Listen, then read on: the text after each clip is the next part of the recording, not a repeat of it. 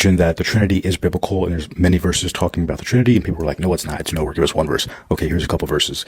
So first one is in John 20:28, when Jesus is risen, and Thomas sees him for the first time, and he says, my Lord and my God.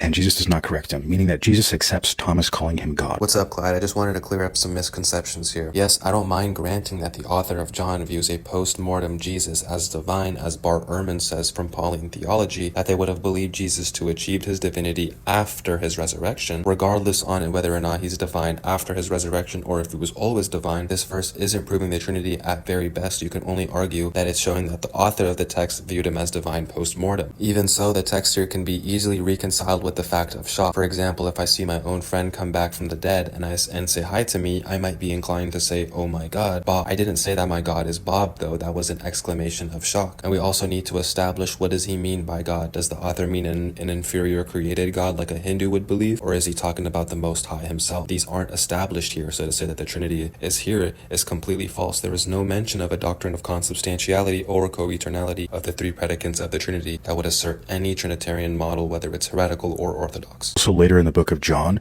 we see Jesus say, before Abraham was, I am. This is echoing the name of God found in the book of Exodus. No, because ego eimi is a phrase commonly used as such by the blind man in John 9:9. If we look at the Greek Septuagint for Exodus, which Jesus would have also had access to, the word here that's being used is ego eimi hoan. Hoan is the divine title of eternal existence. Jesus doesn't say that here, and the author doesn't even insert that in his mouth, so clearly it's not a divine title. We see I am is used throughout the Bible to refer to a messianic title, however, which historical scholars agree, according to the Torah, means a prophetic Messiah, not a divine one. So one, you're conflating a claim of divinity with the Trinity. Even if I grant this, it's not showing a type of Trinity, let alone your Nicene consubstantial Trinity. We also see the story of when Jesus was baptized, and we can see simultaneously all three, the Father, Son, and Holy Spirit, present at the same point in time.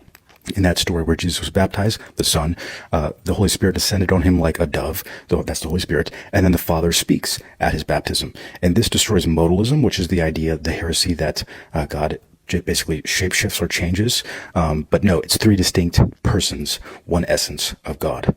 Yeah, you'd be right that this verse counters modalism, but just naming three predicants doesn't now assume a trinity. I don't see three spoons present with each other and go, oh wow, I've refuted modalism, but prove these are one entity. Nothing here entails one being, one essence, or one consubstantial being with each other. And even if we combined each verse that you've shown us and merged them together to complete a whole view, we still don't get any conception of a Nicene Trinitarian doctrine in the Bible. Also, Clyde, that was me accepting all the text in the Bible, which scholars today know that they are dependent on source material referred to us by Q, and they are not from the disciples, and they are not fully authentic.